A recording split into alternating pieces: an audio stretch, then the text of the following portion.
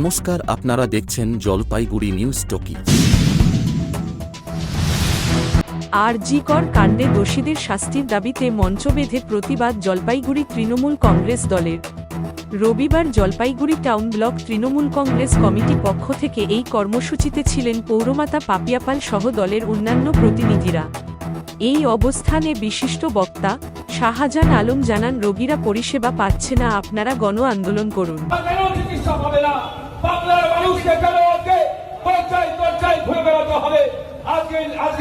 আন্দোলনের নাম করে আজকে দীর্ঘদিন ধরে তারা আজকে আপনার চিকিৎসা ব্যবস্থার সেবা প্রদান করছেন না।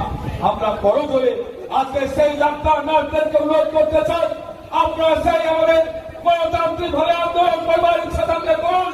আপনাদেরকে বাধা দেবে না, অপরাধীদের বিরুদ্ধে আপনারা গর্জে উঠুন, আমাদের তাতে আপত্তি নেই। আমরা শুধু বলবার চেষ্টা করছি, আপাতকালীন যে চিকিৎসা, আজকে আহতের যে চিকিৎসা, অপারেশন হবার যে অসুবিধা হচ্ছে, সেই জায়গাটা আপনারা মানবিক ভাবে দেখবেন।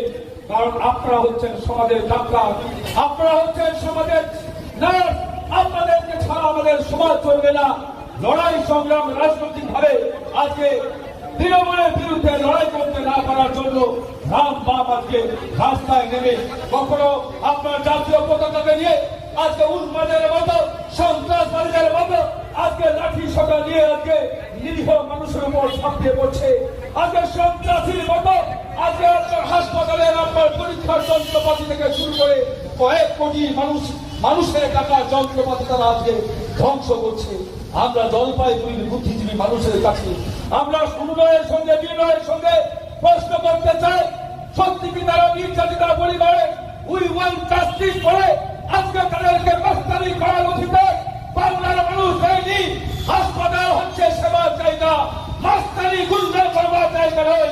এটাই আমরা সাধারণ মানুষকে আজকে সংগ্রাম মঞ্চের মধ্য দিয়ে আপনাদের সামনে আমরা বলবার চেষ্টা করছি।